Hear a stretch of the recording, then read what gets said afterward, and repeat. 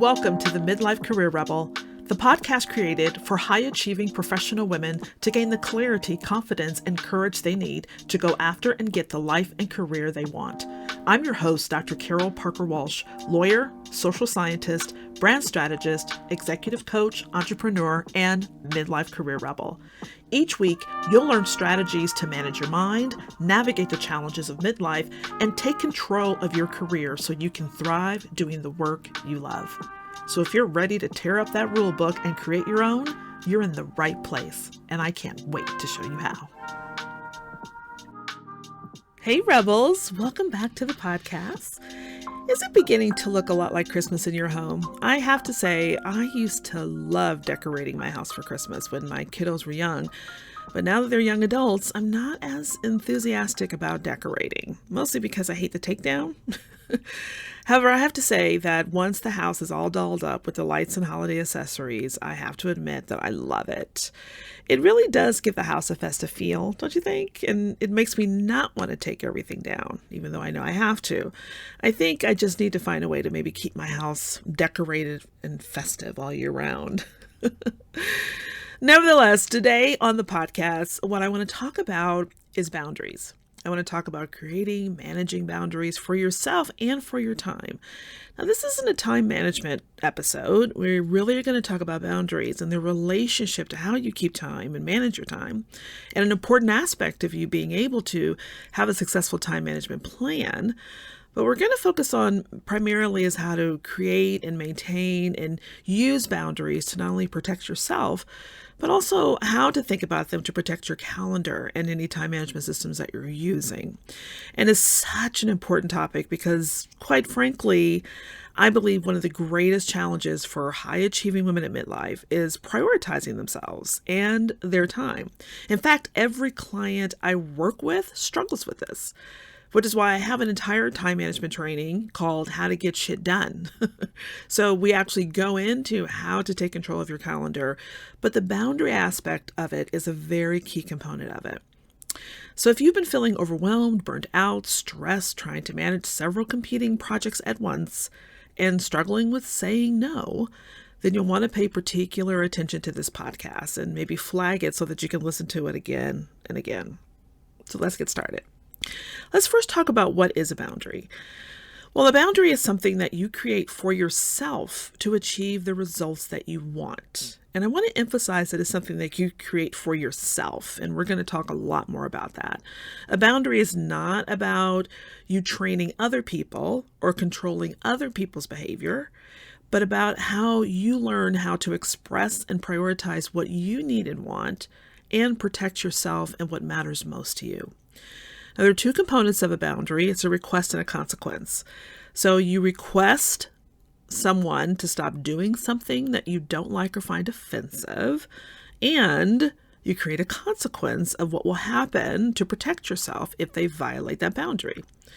Now, that's more related to a personal boundary, like asking someone not to smoke in your house, or letting coworkers know not to just barge in your office when the door is closed, or even creating boundaries around scheduling meetings and of certain hours of the day. Now, the consequence doesn't mean that the person is going to get into trouble. Remember, you don't set boundaries to train or punish others, just to alert them to how you'll engage with them in the future. A consequence would be something like you'll ask them to leave, or you'll leave, or you won't attend the meeting.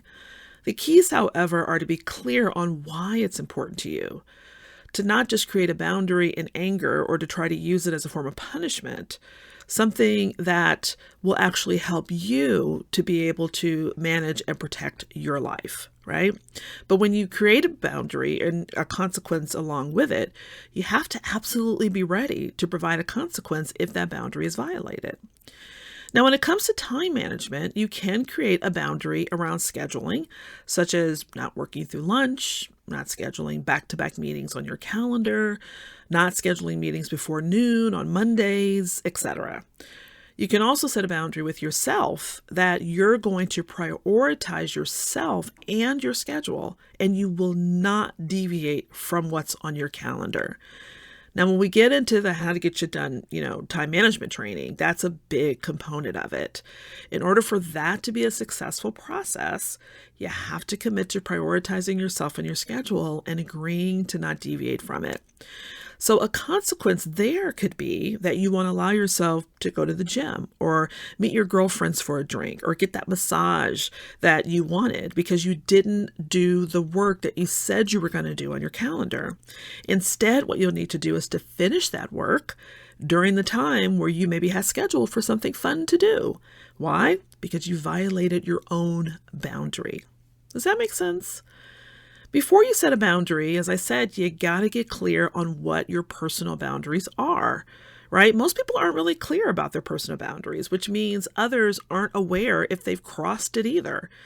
Now, for my people pleasers out there that don't want to hurt people's feelings or allow people to violate their boundaries without saying a word, stuffing those feelings inside only to watch them explode when someone simply asks you, "How's your day?" or says good morning, means you're really going to have to do a lot of thought work around managing your feelings of fear and your thoughts around what people will think about you or if they may not like you because you're creating a boundary and communicating it to other people.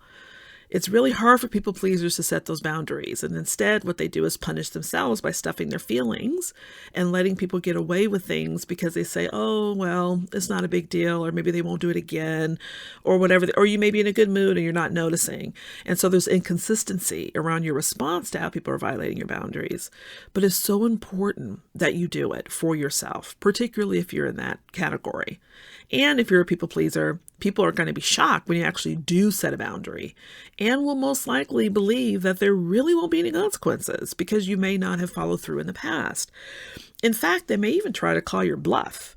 And if you're less strong in this area, that is going to be detrimental to you. But listen to me. You must follow through on the consequences you've articulated, or it won't work. Nothing will change.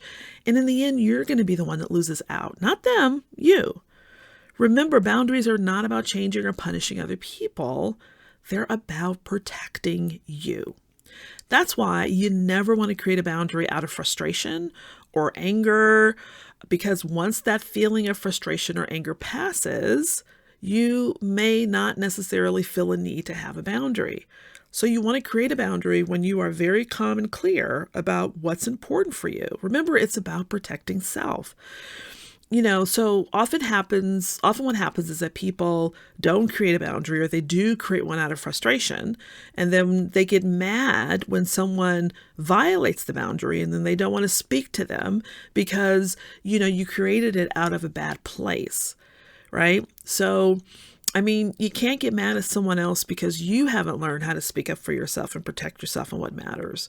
So that's why it's important that you not do it out of frustration or don't wait until you're frustrated, but to do it from a good place.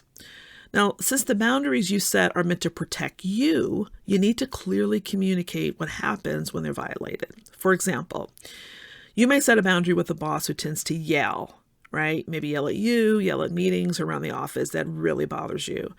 And you can say something like, "Listen, you can continue to raise your voice, but if you continue to raise it at me or direct it toward me, I'm going to leave the room until we can speak calmly. And if it continues, I'm going to go to HR to discuss the situation." That's a very clear boundary. And then if he does it, what do? You walk out or you go to HR. You do exactly the consequence that you said would happen. Not out of malice, not out of spite, not out of anger, but just because those were the rules of engagement that you decided to do to protect yourself. Now, this ultimately allows your boss to choose how they're going to continue to behave, but clearly describes what you're going to do if the violation occurs. You make the request, give them the option to do whatever they're going to do, and then you follow through. Or maybe setting a boundary with someone who's chronically late, right? Instead of you waiting and getting mad at them, you can let them know, "Listen, I have a 5-minute rule, and after 5 minutes, I'm out of here."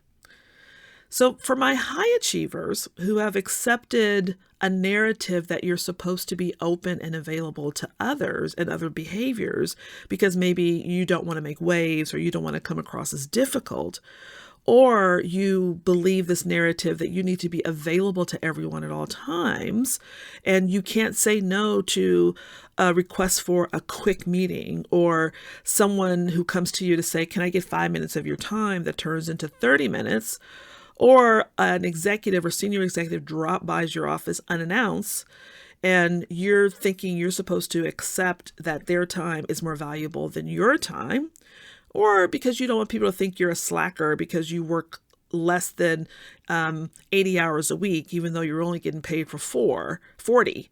I just want to tell you to stop it, right? High achievers usually follow through with that narrative that they are supposed to make themselves available, that they're supposed to be there at a moment's notice, that they're supposed to accept the quick meeting.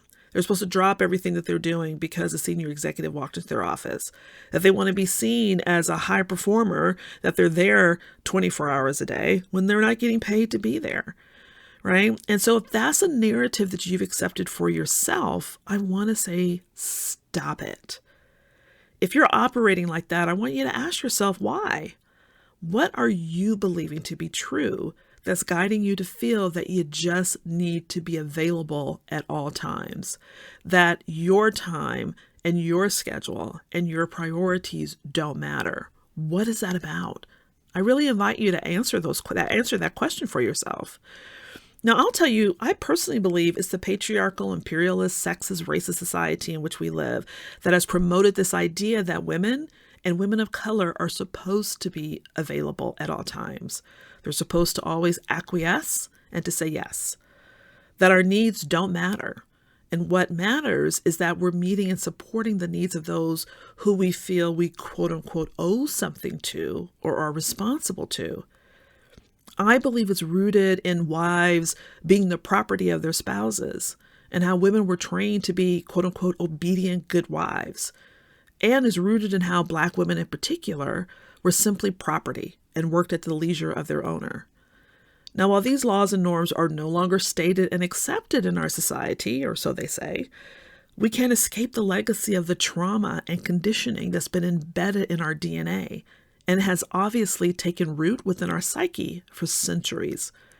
And depending on your age, your own mother, aunts, and grandmothers may have instructed you to play small, to not speak your mind, to make yourself available to those who show you any attention or give you an opportunity. The level of gratitude that we may have been taught to share to those who gave us an internship, a job, a promotion, or even put a ring on it, has also taught us that you're the one who has to make the big sacrifices when it comes to your wants and needs, not the other way around, that we need to be grateful. That's a big message that has gone through in the lives of women, a gratitude of somehow that we have been rescued and given opportunities. And as a result, we can't have a voice or say in anything that concerns our life. Now, as I said, these norms are no longer stated or accepted, but they do operate in very insidious ways, and they may be buried within the psyche of our mind, or maybe lessons that we heard or situations that we saw growing up because it's been in the fabric of our society for centuries. Yes, I'm going deep here because trauma often informs our lives for many, many years to come, way after the original offense happens. And women of color in our society have been traumatized by this narrative, whether they're conscious of it or not. I mean, why do you think we struggle with people-pleasing, perfectionism, and imposter syndrome? We didn't think of that shit. It didn't emerge in a vacuum, and it wasn't our bright ideas. It's an aspect of the conditioning that we have been exposed to. And creating and maintaining boundaries is one way to break that conditioning and establishing a new way of operating in the world, a way that honors you, prioritizes you, and recognizes the worthiness of you. So whether you're establishing boundaries for others or one for yourself and your time management and calendar, remember to follow the 2 steps, the request and the consequence. Ask someone to stop doing the thing you don't like or infringes on your values, including asking yourself to stop disrespecting promises to yourself, as well as your calendar and time. The consequence is to tell the person that what you'll do if they don't comply with your request, including what you're going to do for yourself when you don't follow through on your own word to yourself. Now, keep in mind that a boundary is not an ultimatum. It's not a way of controlling another person so that you can feel better or to manipulate them to get what you want. That absolutely never works. And it's not about your controlling others. Remember, I will say this 100 times. Boundaries are about you controlling yourself. So a boundary would be something that's not a boundary, rather, is wishing your partner would take the garbage out, or wanting them to be more romantic, or having a boss praise you more, or wanting folks to text you back within seconds of you texting them. Like, that's not a boundary. These are just desires that you want for someone else, things that you want them to do. And boundaries are not about controlling them or trying to get them to do those things. It's about you telling others the things that you're going to do if things happen. Listen, having a conversation about the boundaries that you want to create can be uncomfortable and challenging. Honoring yourself and what is authentic and true, along with the willingness to let other people interpret it how they will, is difficult, but well worth it in the end. People who can't find the courage to have these conversations like this often stay in situations where they're pretending to be something that they're not, pretending to enjoy something they're not, taking on behaviors that they otherwise wouldn't happen. I mean, how many times have you gone home or heard someone come and complain all day long about the behavior of others at work, but they never say anything about them because there's an assumption they should just know, but they've not created a boundary. So they're the one suffering. The other person isn't, because they're doing their thing. But because you haven't, or they haven't created a boundary around the behavior, they're the one suffering. And so this is about protecting self. You don't want to live in a place where you have nothing but built up resentment and hostility for your job, your family, your coworkers, your friends, or others, because you're not able to articulate what's right for you. Now, others don't have to understand or agree with your boundary. That's really important. It's not about justifying it for other people. It just is what it is. And you should be prepared for people not to really understand or even agree with your boundary. When you set the boundary out of self-love, value, and self-worth for yourself, you can tell them your truth without attacking or yelling at them, and they don't need to understand. They have to work that out for themselves. Your truth has nothing to do with them, and you can tell them that when setting your boundaries. And if they choose to be hurt, offended, or upset, that's something that they're going to have to work on. Now, as I said, many of my clients worry about being viewed as bad, rude, or uncaring when they set boundaries. And the irony is that this is how they generally act when they don't have proper boundaries. When you try to smile and act like everything's fine, but you're seething underneath, you're acting exactly how you're trying to avoid. When you tell someone the truth about yourself, you open up the space for more honesty and truth, not only for them, but for yourself. And that includes having the hard conversations with yourself about managing your calendar, respecting your time, and honoring your schedule. You violating those boundaries are no less important than others violating your boundaries. Now, don't set boundaries for others or yourself if you're not in a good place. If you don't feel calm, peaceful, clear, and you're not in a good headspace, then you're not well suited for boundary work. For example, if you hear yourself saying, "I'm done with that person. I can't take it anymore. I'm sick and tired of," you fill in the blank. That's not a good sign and not a good place to try to create boundaries. Instead, try asking yourself some powerful questions such as, what can I learn from this experience? Especially if this person is a family member, boss, coworker, or someone you've known for a really long time, right? What can you learn from the experience? What do you notice about yourself? And what do you notice about what's coming up for you in that process? Ask yourself, how can I use this as an opportunity to take care of myself and create real authenticity through this conversation? Ask, why am I struggling with honoring my calendar or my word to myself? Why is it so easy to negate or compromise my time for what I want for others? You'll learn quite a bit about the underlying challenges you'll have to overcome to create the boundaries that you need to in your life. When I've done boundary work with clients, in the end, they say it's transformed their lives. They not only find that they have more time and energy, they get a lot more things done, but they also have greater confidence and self-respect. And you cannot underestimate the power of having that in your life. Boundaries are the most amazing, wonderful, and somewhat difficult things to implement. It's a beautiful tool to create a more satisfying and effective life and career if you're willing to have the courage to protect yourself, to be authentic, and to ultimately honor what you want. Well, that's it for today. Now, if you're ready to do this boundary work or want to explore it at a deeper level, I invite you to schedule an exploratory call with me as soon as possible. I'm taking calls through December 16th before I go on holiday break, so I want to make sure you have an opportunity to position yourself for success in the new year. And we could talk about how I could support you with managing your time and creating better boundaries for you in your life and career. And I'll have a link in the show notes for you to click on to schedule your time with me. Until next time, have an amazingly rebellious week. See you soon. Bye-bye. Hey, if you're loving what you're learning on the podcast, then you've got to come check out the Career Rebel Academy. It's where you'll get the individual help and support you need applying the concepts and strategies you're learning here and so much more. You'll be joined by a community of other rebels just like you, and I'll be there as your guide every step of the way. If you're genuinely looking to change the course of your life and career, I promise you, this is the place you'll want to be. Just go to www.carolparkerwalsh.com/career-rebel-academy. I can't wait to see you there.